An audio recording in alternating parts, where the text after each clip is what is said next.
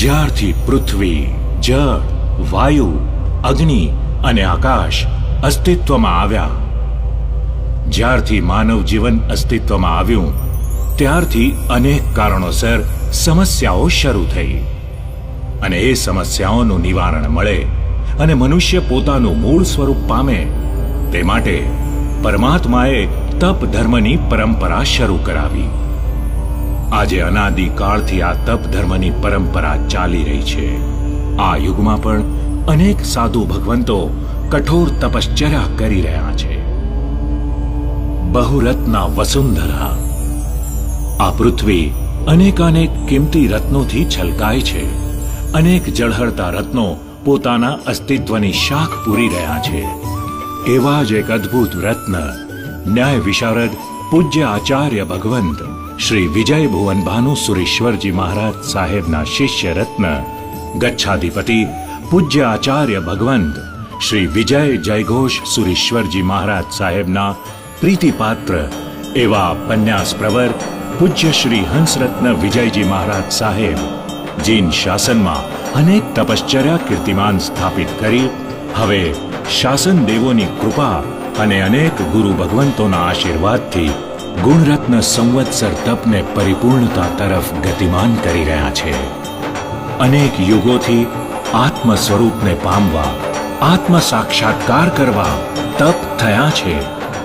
લાખો વર્ષ પહેલા કૃષ્ણ મહારાજના 10 પુત્રોએ તેમજ 2500 વર્ષ પહેલા પ્રભુ મહાવીર ભગવાનના શાસનમાં ખંદક મુનિ, હલ વિહલ્લ મુનિ, મેઘ મુનિ તથા અયમુત્તા મુનિએ આ ગુણરત્ન સંવત્સર તપને પૂર્ણ કર્યું હતું.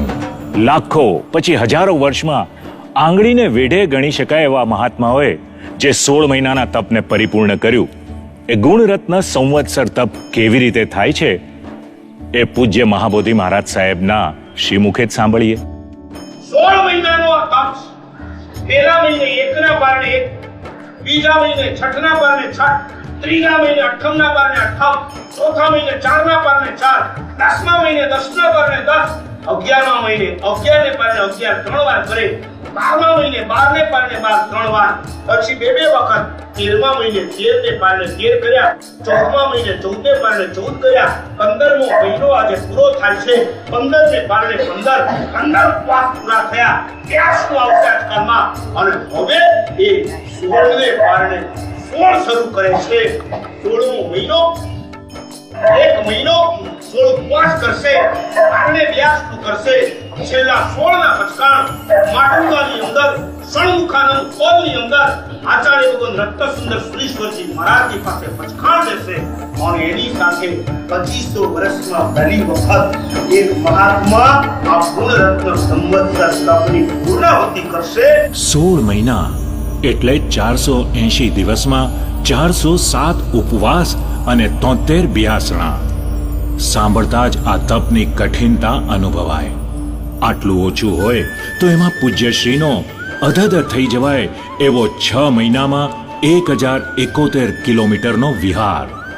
મુંબઈથી દેવલાલી, ફરી પાછા મુંબઈ, અને મુંબઈમાં પણ દરેક સંઘમાં બિરાજમાન વડીલ ગુરુ ભગવંતોને વંદન કરતા પૂજ્યશ્રીને નિહાળી આપણા હાથ અને મસ્તક નમસ્કાર મુદ્રામાં આવ્યા વગર રહે જ નહીં. આત્માને જીતતા પહેલા શરીરને જીતવું પડે છે. કામ, ક્રોધ, લોભ અને માયાને જીતનાર પણ ક્યારેક ભૂખની સામે ઘૂંટણ ટેકવી દે છે.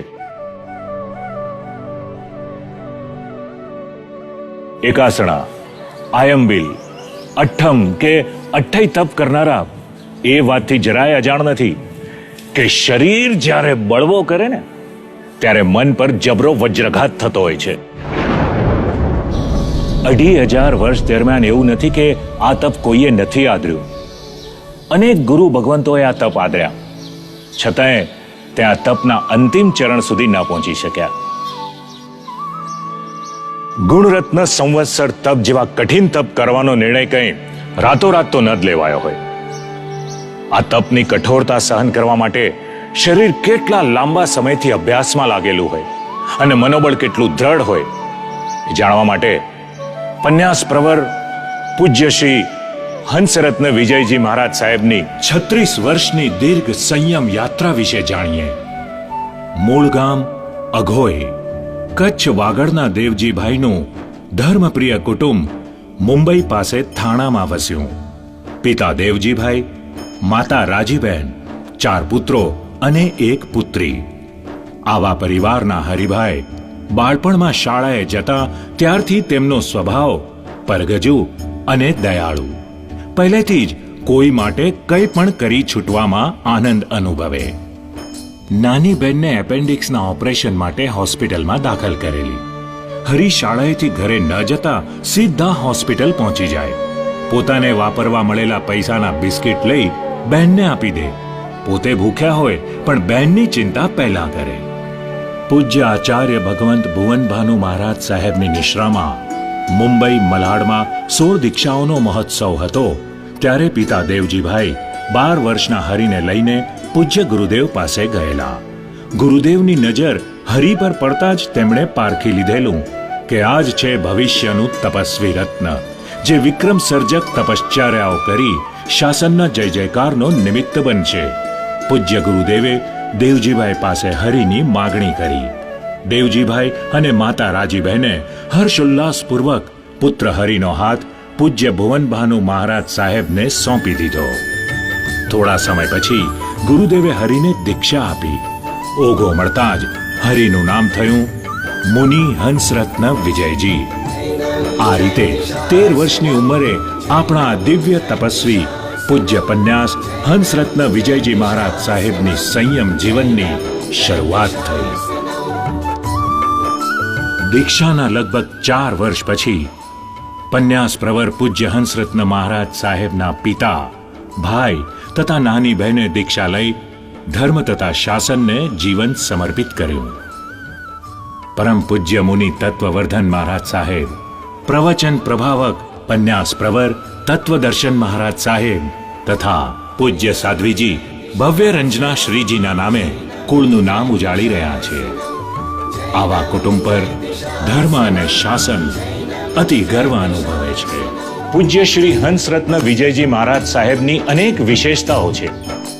ગોચરી વહોરવાના સ્થળ જેટલા વધુ દૂર હોય એ એમને વધારે ગમે. ને ગોચરી આવ્યા પછી સાથેના સાધુ ભગવંતોની ભક્તિ કર્યા પછી જ પોતે વાપરે એવો એમનો આગ્રહ હોય. અને પૂજ્યશ્રી કોઈ પણ અસ્વસ્થ સાધુ ભગવંતોની સેવા કરવા સદાય તત્પરતા દાખવે.